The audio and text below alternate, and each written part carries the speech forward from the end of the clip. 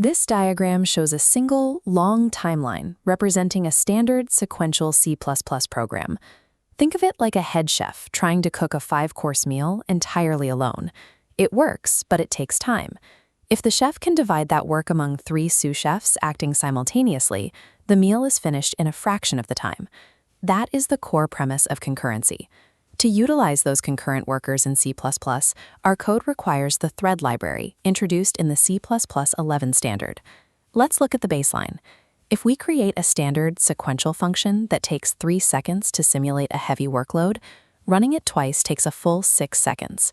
The main program pauses entirely for task A, and only when that finishes can task B begin. Modern processors have multiple cores sitting idle while that single sequential timeline executes. By forcing tasks to run one after another, we waste available computing power. To scale up heavy workloads, we have to build programs that execute tasks in parallel. This is our first step toward concurrency. We replace the standard function call, creating a stead.thread object and passing it the background function. But executing this exact code results in an immediate, violent crash. The program throws a stead.terminate error and shuts down. This crash occurs because the main program finished executing its own tasks and closed, immediately destroying our thread object. But the background task attached to that thread was still doing heavy work. The operating system intervened and killed the process. This diagram illustrates the fix. We use the .join command. This forces the main thread, the top timeline, to pause when it hits a wall. It will physically wait at that line of code until the background worker thread completes its task and catches up. Explicitly managing a thread's lifecycle is a mandatory rule in C++. If you create a thread, you must manage its conclusion. Otherwise, the compiler aggressively terminates the orphaned process to protect system memory. Let's increase the complexity. We will modify our worker function so it requires an integer argument passed by reference, allowing the thread to update a counter variable in real time. This diagram shows what happens when we try to pass that variable normally. We provide the variable as a second argument, and we are hit with a massive compiler error. The error exists because std.thread defaults to isolating background tasks. When you pass an argument, the constructor blindly copies it into a separate, disconnected memory block. It does this to guarantee the thread won't accidentally try to access memory that the main program might have already destroyed. To safely pass the actual reference, we have to wrap our variable in std.reference.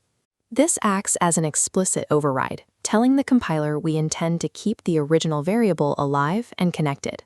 Multithreading demands highly explicit instructions. If you want to share memory across threads, you have to state it directly. Otherwise, C++ will either quietly duplicate your data or reject the code outright. Pause the video here and test your understanding. Try writing a loop that spawns exactly 5 threads into a standard vector, followed by a second loop that joins all of them. This code snippet shows the correct architecture. We use one for loop to create the threads and push them into our vector, and a separate second loop iterates through that vector to call join on each one. Our threads are successfully running at the same time, but if you look at the terminal output, the text is a scrambled, unreadable mess of fragmented characters. We have created a race condition. 5 successful threads are simultaneously fighting for control over a single shared resource, the console output. This chaotic overlap proves exactly why we will need to implement thread locks in our next session. This block diagram highlights the 3 distinct phases of clean concurrency architecture. First, the setup phase, where threads are created and variables are explicitly wrapped. Second, the execution phase, where tasks run in parallel. And finally, the sync phase, where all threads converge at a .join loop. During that middle execution phase, the main thread does not have to sit idle. You can assign the main thread its own unique logic to process, while the background threads handle their workloads. Lock in these 4 definitive rules. Always include the thread library. Threads execute immediately upon creation. Use std.ref to pass references. Never leave thread lifecycles unhandled. Mastering these mechanics enables you to tap into the full processing power of the hardware, allowing you to design C++ programs that process massive amounts of data simultaneously.